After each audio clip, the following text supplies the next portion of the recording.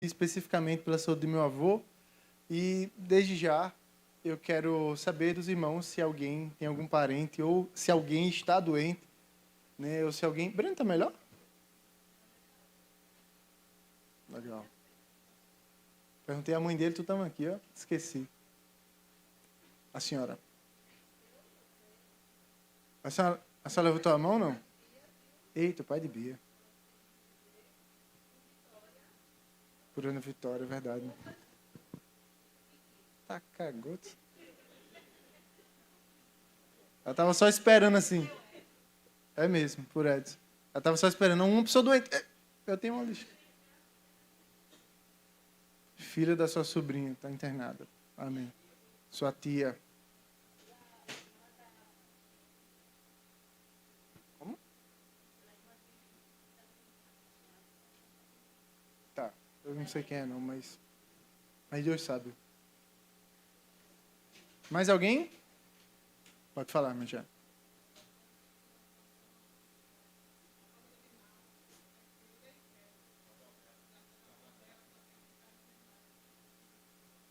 Tá certo. Amém. Mais alguém?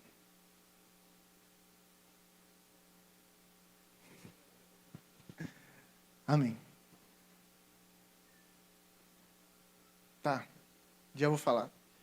Mesmo sentados, peço que você curva sua cabeça, feche seus olhos, para que a gente ore, né, por esse propósito, para as pessoas que estão doentes, familiares, amigos, conhecidos, né, que o Senhor possa estar restaurando as saúdes, possa estar trazendo, né, o restabelecimento. Amém.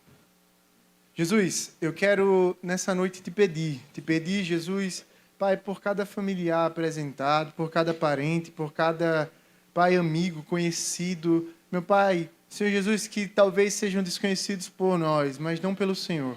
Pai, que talvez sejam desconhecidos, Senhor Jesus, aos nossos olhos, mas não aos teus, Senhor.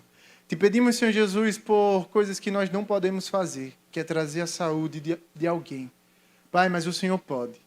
Te pedimos, Jesus, que o Senhor possa tocar, que o Senhor possa restaurar, que o Senhor possa pôr de pé, que o Senhor possa, Senhor Jesus, tirar de hospital, que o Senhor possa, Senhor Jesus, meu Pai, trazer a cura.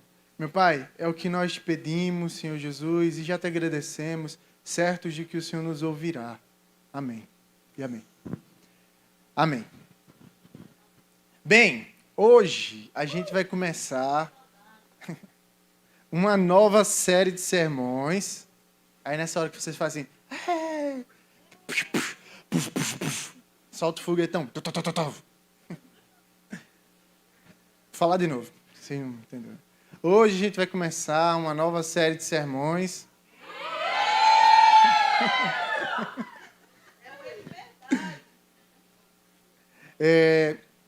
Não teve muita propaganda porque a gente estava sem dinheiro para o marketing. Aí a gente meio que. É. Então, é verdade. É verdade. Mas a série que a gente vai trabalhar durante todo o mês de julho se chama A Videira Verdadeira e serão sermões sobre João 15, né? João 15 é um texto muito conhecido, né? Um texto que com certeza a gente já ouviu centenas, dezenas de sermões a respeito, né? Eu sou a videira verdadeira, enfim. Então, nós vamos passar o mês de julho durante todas as terças e a gente vai estar falando sobre a videira verdadeira. Amém? Então, o que é que eu convido você a fazer? Eu convido você a ler em casa João 15 inteiro. Obviamente, não vai dar para a gente trabalhar todos os versículos de João, né? João 15, são 27 versículos, são diversos assuntos que Jesus vai estar falando aqui, mas a gente vai dar um panorama geral e, obviamente, tem uma ideia de ser algo em sermão, né? Não um estudo especificamente, mas um sermão, a aplicação da palavra de Deus para as nossas vidas. Amém? Amém? Se quiser desligar um ou dois ar-condicionados desse, tá? Ajuda. Porque tá frio.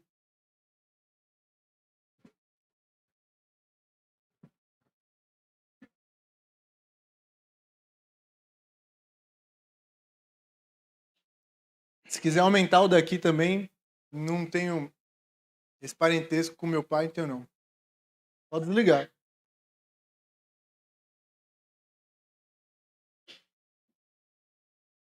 Deus me livre. Tudinho.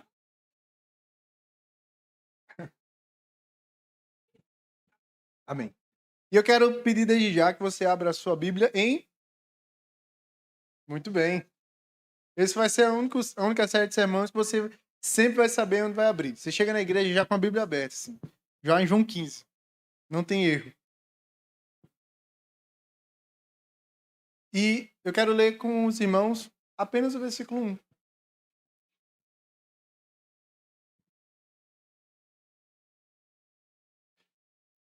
Que diz assim: Eu sou a videira verdadeira e o meu pai é o lavrador. Amém? Vamos orar. Jesus, obrigado, Pai, por tua bondade. Obrigado, Senhor Jesus, porque o Senhor nos trouxe até aqui. Obrigado porque o Senhor tem nos guardado e nos livrado. Louvamos o teu nome por isso. Louvamos o teu nome, Jesus, porque o Senhor tem, Senhor Jesus, aberto os nossos olhos, Pai, para que a gente possa conhecer mais a respeito do teu filho. A respeito, Senhor Jesus, meu Pai, do Senhor, de quem o Senhor é. O teu Santo Espírito tem nos mostrado quem o Senhor é. Pai, te pedimos, Senhor Jesus, por essa série que começa hoje. Te pedimos, Senhor, por essa mensagem de agora. Pai, como o próprio texto bíblico diz, sem o Senhor, nós não podemos fazer nada. Senhor, e que a gente venha começar, Senhor Jesus, com esse Espírito e continuar. Pai, entendendo que nós dependemos do Senhor. Meu Pai, que o Senhor fale aos nossos corações por graça e por misericórdia. É assim que eu te oro e te agradeço. Em nome de Jesus. Amém. Bem, eu quero, desde já, agradecer, né? Porque, sendo muito honesto, foi muito minha culpa não ter tido a campanha para a série. Por quê? Porque talvez, só talvez, eu tenha falado em fazer essa série domingo, na hora do culto. Só talvez. Só talvez. Não, não é certeza, mas talvez eu tenha feito isso. Poderia ter falado antes? Talvez pudesse, mas talvez não. Enfim. Estamos aqui, então eu quero agradecer ao pessoal da mídia que muita prontidão preparou essa arte e foi postado. Eu quero pedir uma salva de palmas ao pessoal da mídia que está sempre nos ajudando. Muito obrigado, Samuel, Jéssica Cabral, o William, Vitória Kézia não, isso. Ainda bem que a gente parou na hora que falou dela. Tá ótimo. Bem, como eu já falei, João 15 é um texto muito conhecido. É um texto que Jesus está falando a respeito, usa uma parábola, uma comparação, né? E vem de uma narrativa, né? Uma narrativa que Jesus está se aproximando dos seus últimos dias. Então Jesus está falando aos seus discípulos, é como se Jesus estivesse falando dos seus últimos ensinamentos aos discípulos, né? Desde ali o capítulo 13, em que Jesus vem e faz uma das melhores lições, uma das melhores aulas que ele poderia dar aos discípulos, né? Quem lembra o que é que acontece no capítulo 13 de João? Muito bem, ganhou um chocolate. Jesus dá uma aula prática aos discípulos. Ele pega uma bacia e uma toalha e lava os pés de seus discípulos. Logo depois a gente conhece o capítulo 14, a gente canta ele aqui, né? Não se turbe o vosso coração, crede em Deus, crede também em mim.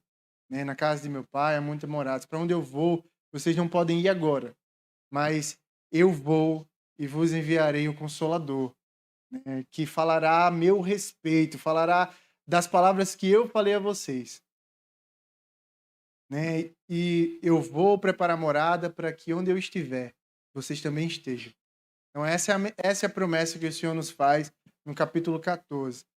E chegando no capítulo 15, João, o evangelista João, apresenta uma parábola, uma comparação que Jesus faz que só João fala, né? Que só João traz. Mateus não fala, Marcos, Lucas, só João.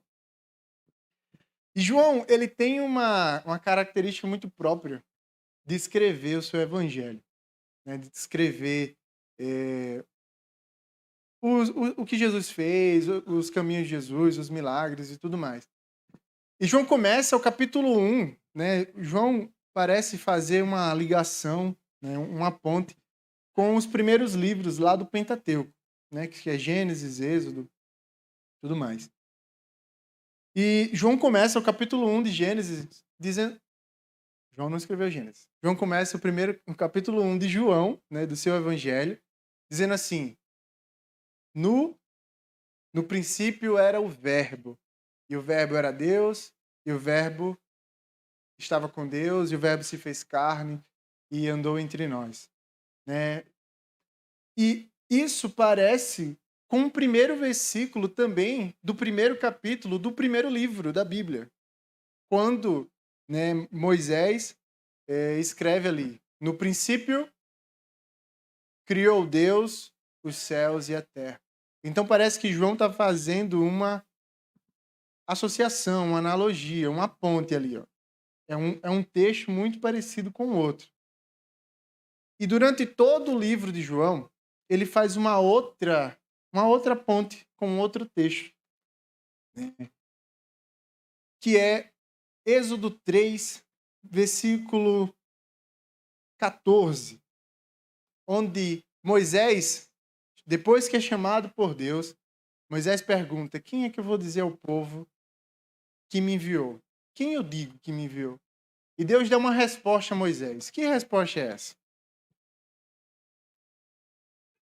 Como? Eu sou. Diga ao povo que eu sou te enviou. Moisés, eu sou o que sou. E digo mais. Diga ao povo que o eu sou te enviou. E durante todo o livro de João, se você puder ler João todo, melhor ainda. Mas durante todo o livro de João, João faz 7 afirmações, né? Ele registra 7 afirmações que Jesus faz a respeito dele mesmo. São 7 eu sou. Então Jesus vai dizer: eu sou a luz do mundo, eu sou a porta das ovelhas, eu sou o bom pastor, eu sou a ressurreição e a vida, eu sou o caminho, eu sou a verdade, eu sou a vida. E por fim, aqui esta é a 7ª afirmação que Jesus faz a respeito dele mesmo, que é: eu sou a videira verdadeira. Então, João está deixando claro algumas coisas aqui.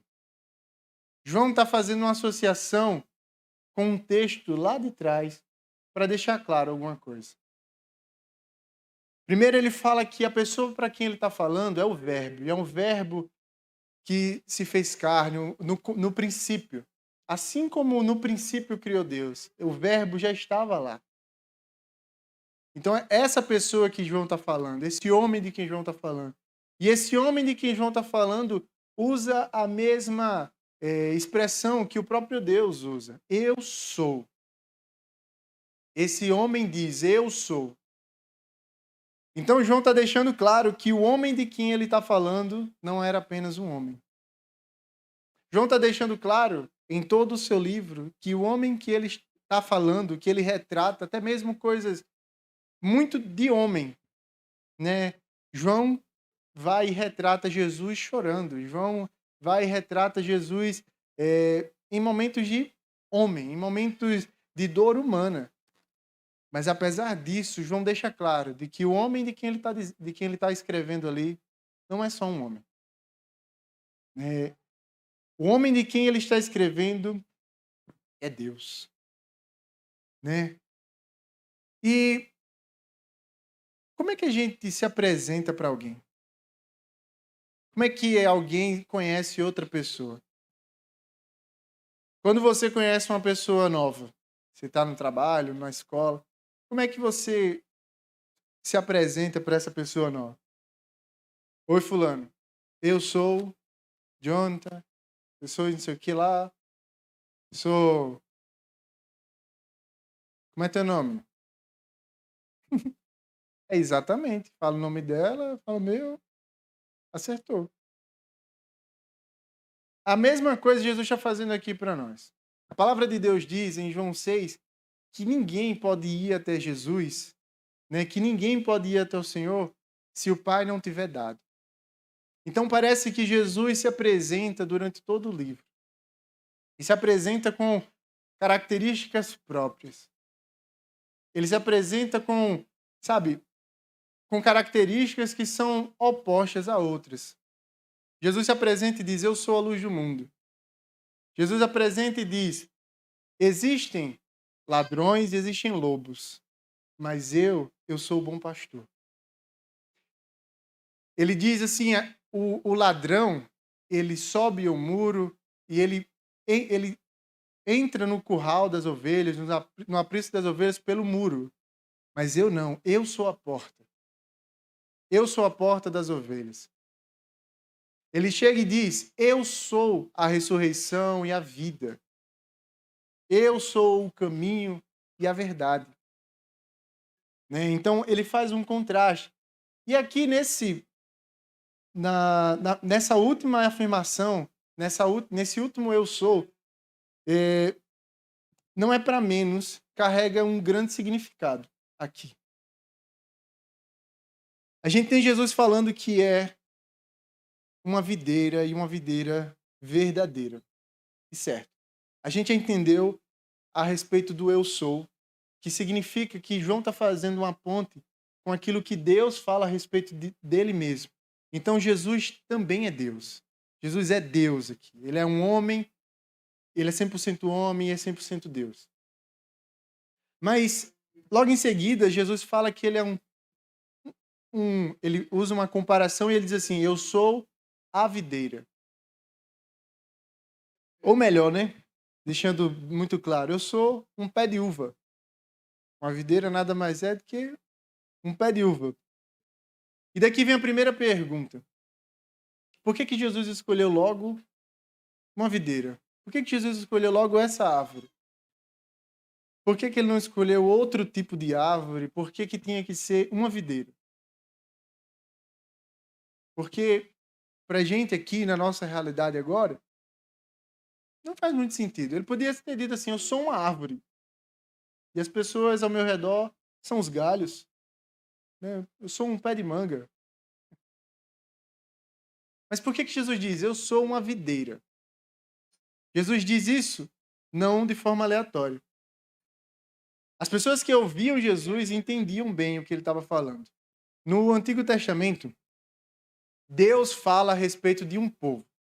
Deus escolheu um povo no meio de todo mundo. Escolheu aquele povo para ser seu povo, para que ele fosse seu Deus. Quem sabe me dizer que povo é esse? O povo de Israel. E eu convido você a abrir Isaías 5, versículo 1.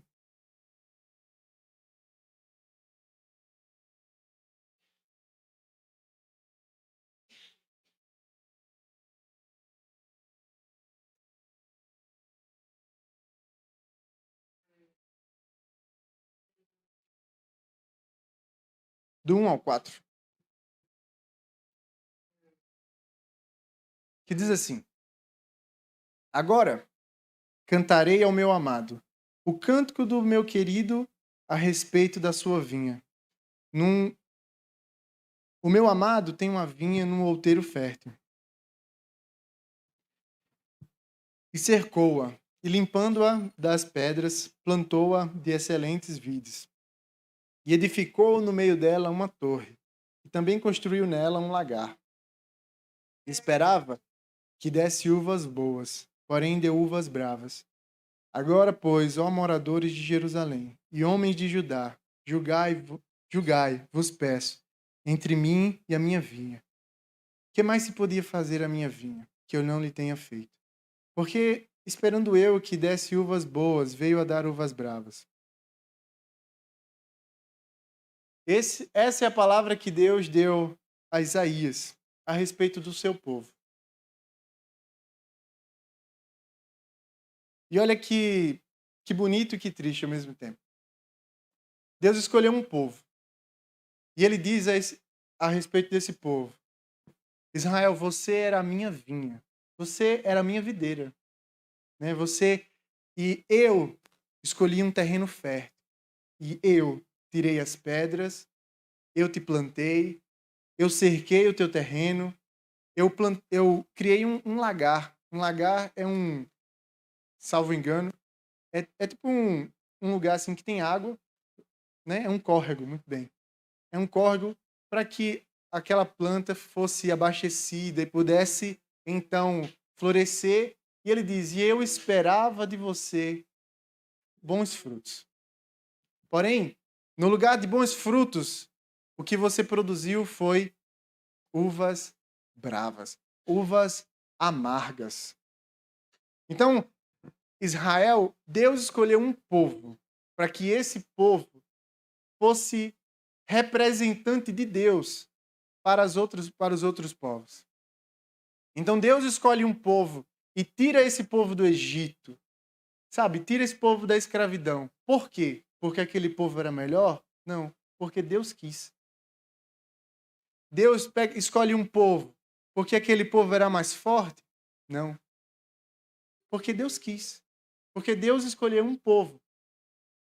Na verdade, Deus escolheu um homem. E desse um homem fez um povo.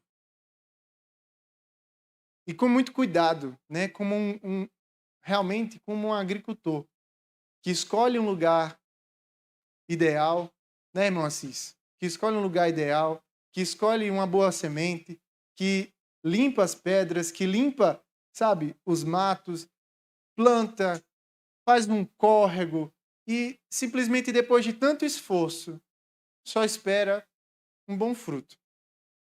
Mas o que é que Israel deu a Deus? O que é que Israel produziu para Deus? Idolatria, adoração de outros deuses, rebeldia. Enfim, Israel não produziu bons frutos. Israel não foi o representante de Deus para os outros povos. Porque por muitas vezes Israel adorou outros deuses. Então, Jesus diz, quando Jesus fala assim, que ele é uma videira, para o povo de Israel, para aquelas pessoas que estavam escutando, que ele não, para aquelas pessoas que estavam escutando, aquela imagem de uma videira, de um pé de uva, não era aleatório. Aquela imagem de uma vinha não era aleatório. Talvez para a gente hoje seja um pouco distante, né? Quem é que tem um pé de uva em casa aqui? Acho que ninguém. Mas para aquele povo, para aquelas pessoas que estavam escutando, eles sabiam do que é que Jesus estava falando. E Jesus ainda acrescenta, Jesus não diz assim, eu sou uma videira. Não. Ele diz, eu sou a videira verdadeira. E aqui, quando Jesus fala que ele é a videira verdadeira, ele não quer dizer que existe uma videira falsa. Mas ele está falando a respeito de uma videira. Esse verdadeiro, ele tem um sentido de completo, de perfeito. Sabe? É como se fosse uma... Como é que eu posso falar? Um protótipo. Essa é a palavra mais fácil que eu encontrei. Legal. Sabe quando uma empresa tá um projeto para lançar um celular novo, e daí ela lança um de teste para ver como que vai ser a aceitação e tudo mais, e depois ela lança o oficial. Então, é nesse sentido de perfeito. A mesma coisa acontece, por exemplo, lá no livro de Hebreus, bem mais para frente, o autor de Hebreus vai falar que Jesus é o templo perfeito, que o templo antigo ele era imperfeito, mas depois de Jesus, todas essas coisas elas se tornam ultrapassadas, porque em Cristo as coisas se tornam perfeitas. Porque os sacrifícios anteriores eles eram imperfeitos, eles não podiam fazer as pessoas melhores, eles não podiam fazer as pessoas parar de pecar. Mas Cristo pode fazer isso. Então, Cristo é um sacrifício perfeito. Então, Jesus fala que ele é que ele é a videira. E ele está dizendo assim: eu sou a videira verdadeira, eu sou a videira perfeita. Sabe? A mesma coisa que Deus esperava de Israel, Deus esperava de Cristo. Deus esperava que Israel fosse representante de Deus. E o que é que Israel fez? Israel falhou. Deus esperava que por meio de Israel, as pessoas, as nações ao redor, pudessem se arrepender de seus pecados e viver para Deus. Mas Israel falhou em fazer isso. Porque Israel adorou os deuses das outras nações. Porque Israel se perdeu. E a mesma coisa Deus esperava de Cristo. Porém, Cristo não falhou. Cristo foi a videira perfeita. Ele veio e ele representou Deus aqui. Ele foi Deus aqui. Ele é Deus. E as pessoas que o viram se arrependeram de seus pecados. E as pessoas que ouviram a sua voz, que ouviram a sua mensagem, que creram nele, se tornaram filhos de Deus. Então, Cristo é a videira verdadeira, porque ele cumpriu a sua missão, ele gerou bons frutos. Ele deu os frutos esperados, diferente da videira que veio antes. Cristo é a videira verdadeira, porque ele deu os bons frutos, ele veio. E por conta dele, nós estamos aqui. Nós somos frutos do seu trabalho. Nós somos frutos daquilo que Cristo fez. Além disso, todos os versículos, a gente lê um versículo só de João, só o versículo 1, a gente vai perceber que, durante toda a Bíblia, na verdade, a gente vai encontrar Paulo e até mesmo Pedro usando comparações para exemplificar como é que nós estamos em Cristo. Sabe? A gente acredita que nós estamos em Cristo. Amém? Mas alguém pode explicar como que exatamente está em Cristo? Porque eu não vejo vocês em Cristo. Vocês me veem em Cristo? A olho nu? Eu vejo pessoas normais, comuns, que têm trabalho para fazer, escola para ir, dor de cabeça. Então, como é que... E alguém aqui já viu Jesus? Então, como é que eu posso... Eu sei que eu tô. Eu sei que eu tô primeiro porque a Bíblia diz que eu estou. E se a Bíblia é a palavra de Deus, então é verdade. Né? E eu sei que eu estou porque há uma mudança em mim, há algo que houve em mim, no meu coração, que testifica que eu estou em Cristo. Há um espírito que não estava em mim, mas que agora está, que testifica que eu estou. Mas realmente é difícil de explicar como que nós estamos em Cristo. E durante toda a Bíblia, parece que os apóstolos vão tentando, usando comparações, para explicar como que nós estamos em Cristo. Algumas dessas comparações são... Paulo diz que nós somos membros de um corpo. Que nós somos membros de um corpo do qual Jesus é o cabeça. Então, nós fazemos parte de um corpo, sabe, espiritual. Então, cada um de nós é um membro, cada um de nós faz parte de um membro, e esse corpo se edifica a si mesmo para que haja crescimento. E esse corpo inteiro sendo diferente, porque o corpo ele tem partes diferentes. E essa diferença desse corpo, ele é guiado por uma única cabeça, por um único pensamento, por um único Deus, que é Jesus. Outro exemplo, Pedro diz que nós somos tijolos dentro de um edifício espiritual, né, do qual Jesus lapida esses tijolos para que caibam no seu edifício e que assim nós possamos ser a habitação do Espírito Santo. Ainda mais, Paulo vai dizer que nós somos a noiva de Jesus. Então existe uma relação de amor, existe uma relação de comunhão entre a igreja de Jesus e ele. Existe uma união. que nós estamos nele. E diz que quando um homem deixa, então, a sua casa e se junta à sua mulher, eles se tornam um. E diante até mesmo desse exemplo, fica um pouco mais fácil de entender como que nós somos um em Cristo. Porque a gente diz, né? A gente entende que o homem e a mulher, quando se casam, eles se tornam um. Mas eu vejo dois. Mas ao mesmo tempo são um. Dá para entender? Se torna um diante de Deus. Mas são duas pessoas, né? Aqui, por enquanto.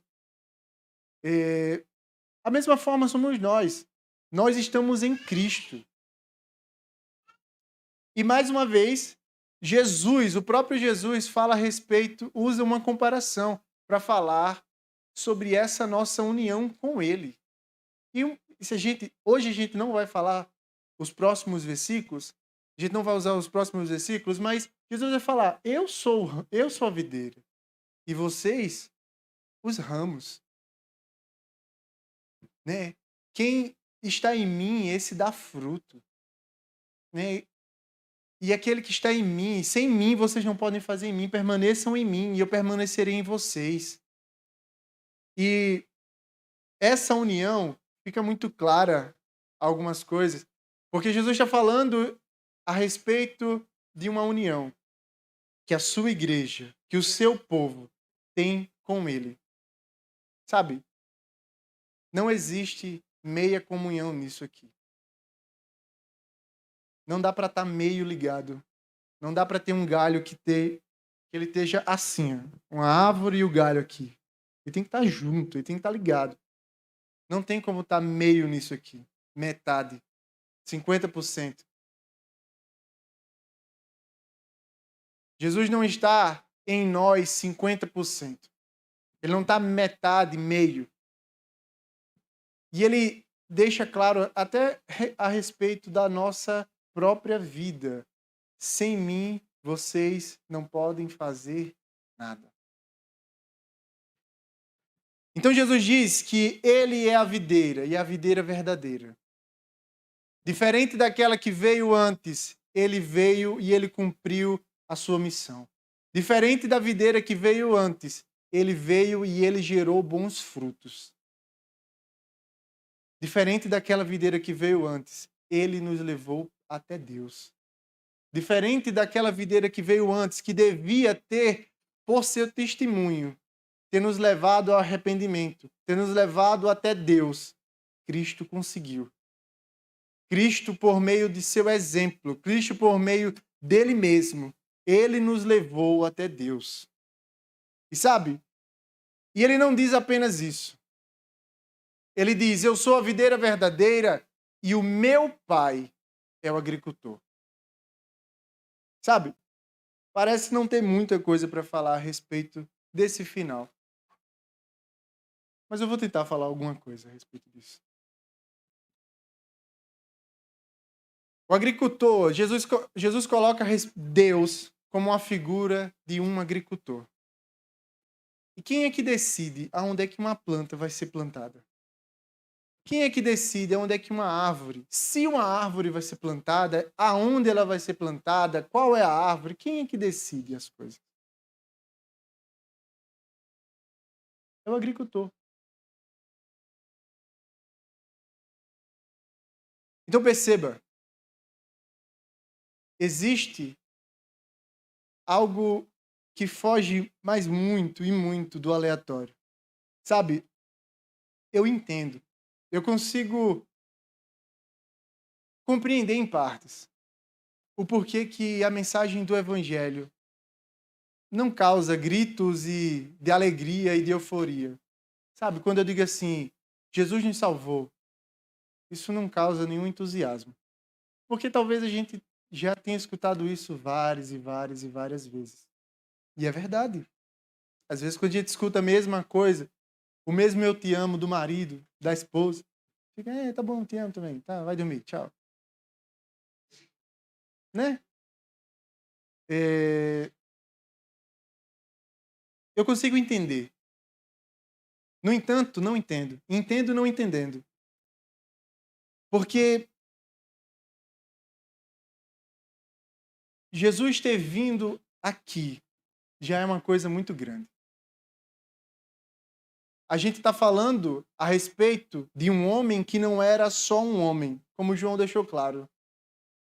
Esse homem, ele era o Verbo, e o Verbo que estava no princípio. Este homem, ele estava no começo da criação. Esse homem usa para ele mesmo um título que o próprio Deus usa. Esse homem diz, eu sou. Esse homem diz, eu sou o que sou.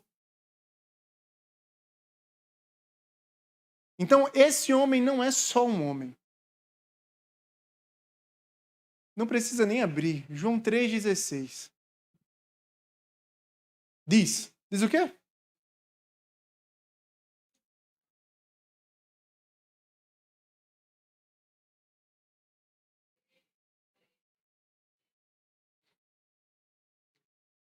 Esse é o nosso texto, né? Esse é o nosso texto, esse é o nosso versículo. Mas entenda, esse texto é repetitivo, a gente já ouviu ele diversas vezes, mas eu consigo ver aqui. O meu pai é o agricultor. Sabe? Jesus veio, sabe? Aqui, o único que poderia ter nos salvado. O único capaz de salvar, o único capaz de perdoar pecados, veio porque Deus quis. O único capaz de nos fazer não mais escravos do medo, mas filhos de Deus, veio porque Deus quis. Porque Deus nos amou. Porque Deus nos amou, porque Ele quis. Então, Ele limpou as pedras. Ele plantou uma nova vinha. Ele fez um lagar. E essa nova vinha não é como a outra. E esse homem não é como o primeiro. E esse homem não é só um homem. Esse homem veio e ele cumpriu a sua missão.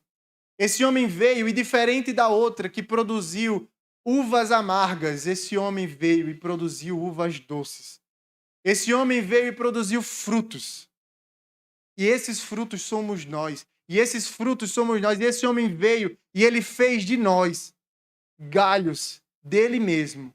Ele fez de nós, de cada um de nós, pedaços dele mesmo. Ele fez de nós membros do seu corpo. Ele fez de nós sua noiva. Esse homem veio.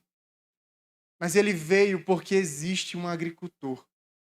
Existe alguém que decidiu plantar, que decidiu enviar o seu único filho. E não a custo de nada. Eu sou a videira. Jesus está dizendo, e mais à frente ele diz, sem mim não há vida. Eu sou a videira. Mas entenda, o meu pai é o agricultor. Se ele não quisesse, não haveria videira.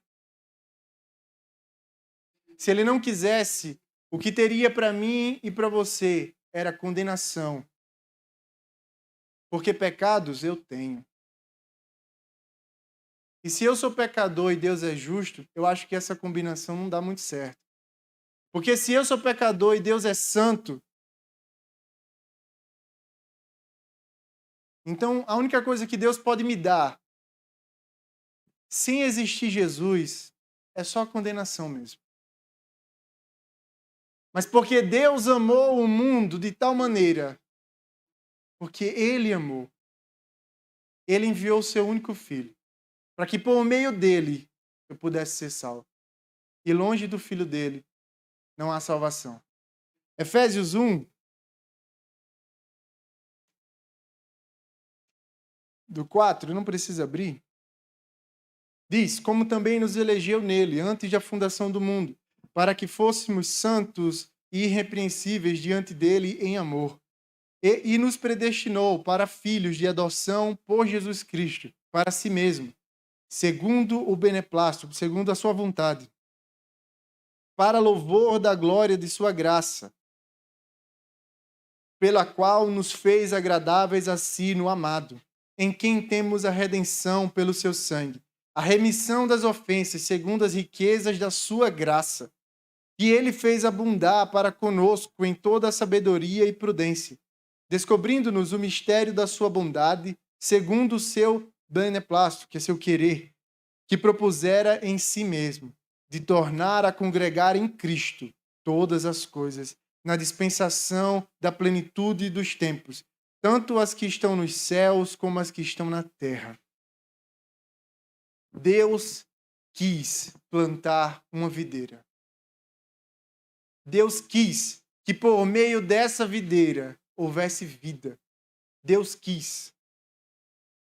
Sabe por que eu e você fomos salvos?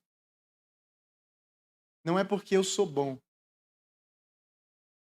Não é porque eu sou melhor. Mas é porque Deus quis.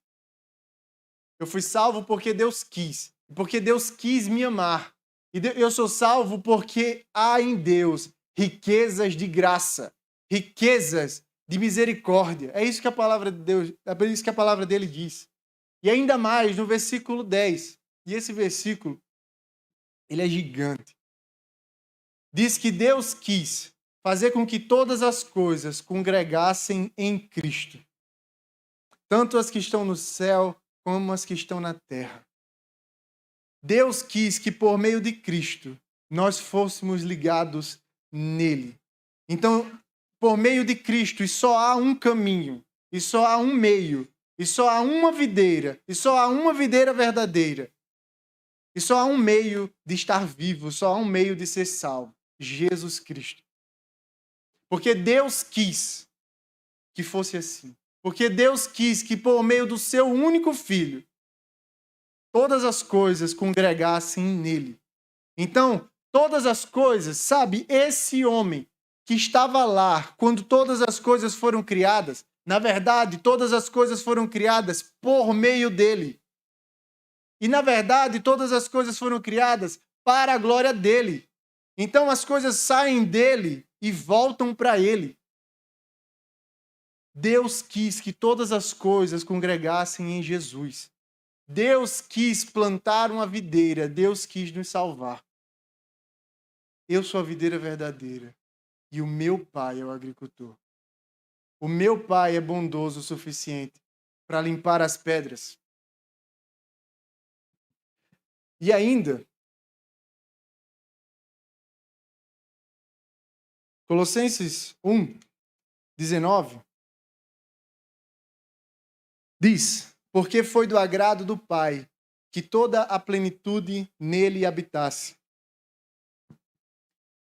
e que, havendo por ele feito a paz pelo sangue da sua cruz, por meio dele, reconciliasse consigo mesmo todas as coisas, tanto as que estão na terra como as que estão nos céus.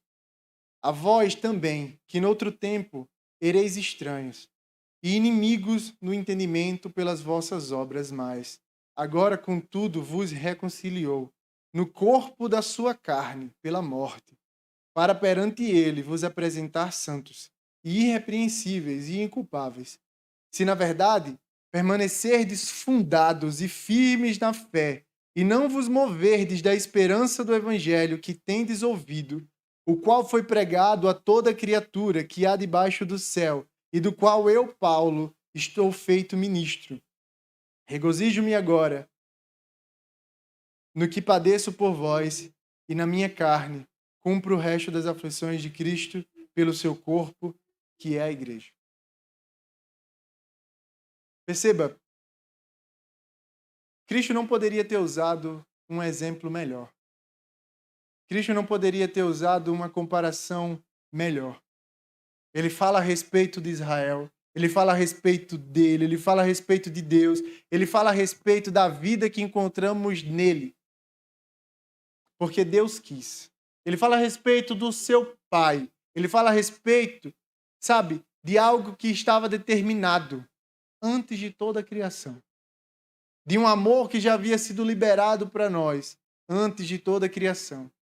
E eu consigo entender que essa mensagem é repetitiva. Mas eu não consigo entender como que isso vale menos.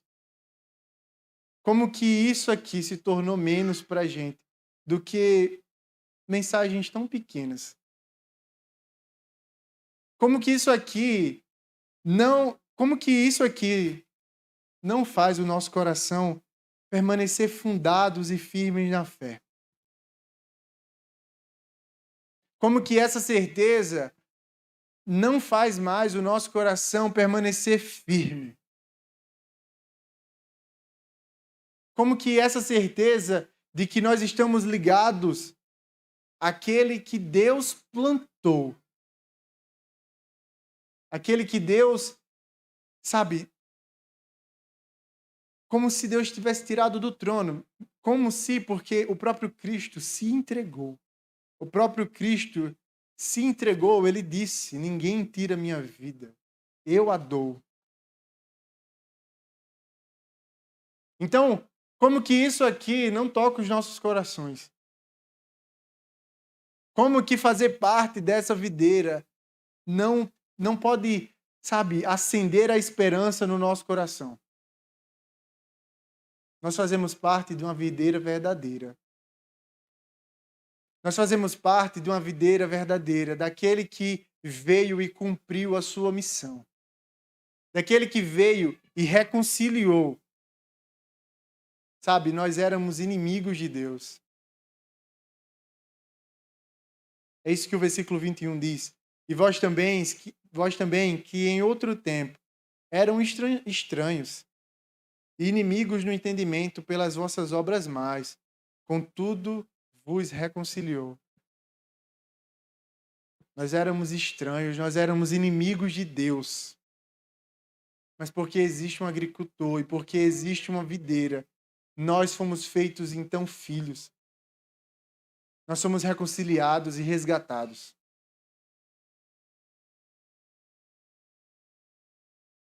Só existe uma videira. Não duas, não três. Apenas uma. E longe dessa videira não há vida. E eu só posso terminar dizendo, irmãos, nós devemos permanecer em Cristo. E pedir a Ele que suas palavras permaneçam em nós. Para que nós possamos, então, gerar os frutos que agradam ao Senhor. Os frutos que Deus espera que a gente gere. Amém? Amém. Que Deus abençoe. Eu quero pedir que você fique de pé.